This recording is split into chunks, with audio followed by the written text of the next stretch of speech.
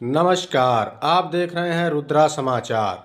आज हम बात करेंगे एक ऐसे दस्तावेज की जिसे सरकार ने हर नागरिक की पहचान बता दिया, लेकिन अब उसी दस्तावेज को आपकी जन्मतिथि बताने के लिए अयोग्य घोषित कर दिया गया है। जी हाँ, मैं बात कर रहा हूँ आधार कार्ड की।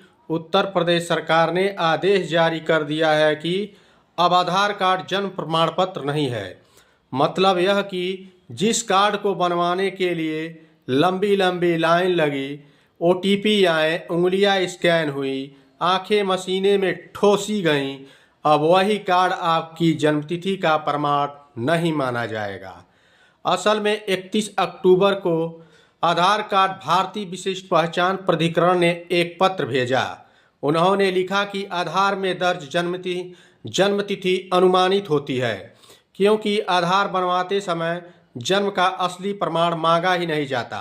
तो सवाल है, जब मांगा ही नहीं जाता तो लिखा कैसे जाता है?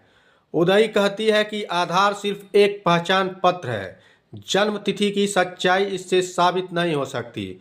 और उत्तर प्रदेश सरकार ने उसी के आधार पर सभी विभागों को कड़ा निर्देश दे दिया है कि आधार को जन्म तिथि का प्रमाण समझने की भूल ना करें। अब जन्म तिथि साबित करने के लिए वही पुराने दस्तावेज लाना होगा। अस्पताल का प्रमाण पत्र, नगर निगम का रिकॉर्ड, हाई स्कूल का सर्टिफिकेट या फिर कोई ऐसा सरकारी दस्तावेज जिसमें तारीख स्पष्ट रूप से दर्ज हो। यही दस्तावेज मान्य है, यही दस्तावेज स्वीकारे जाएंगे। और अगर आपके पास ये दस्तावेज नहीं है तो फिर सरकारी दफ्तरों के चक्कर लगाइए, क्योंकि आधार अब इस काम में आपकी मदद नहीं कर पाएगा। आपने देखा होगा, पिछले कई सालों में आधार को हर चीज़ से जोड़ दिया गया। बैंक खाता, mobile number, ration, gas, school, इलाज, नौकरी।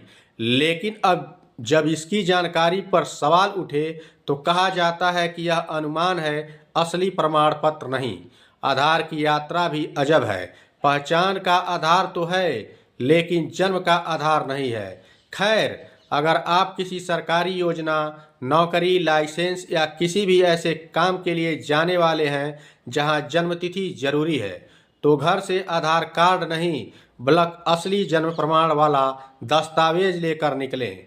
वरना काउंटर पर खड़े होकर आपको यही सुनने को मिलेगा, साहब आधार से जन्मतिथि नहीं मानते, दूसरा कागज लाओ। आप देखते रहिए रुद्रा समाचार, क्योंकि नीतियां बदलती रहती हैं और नागरिक वहीं लाइन में खड़ा रहता है। धन्यवाद।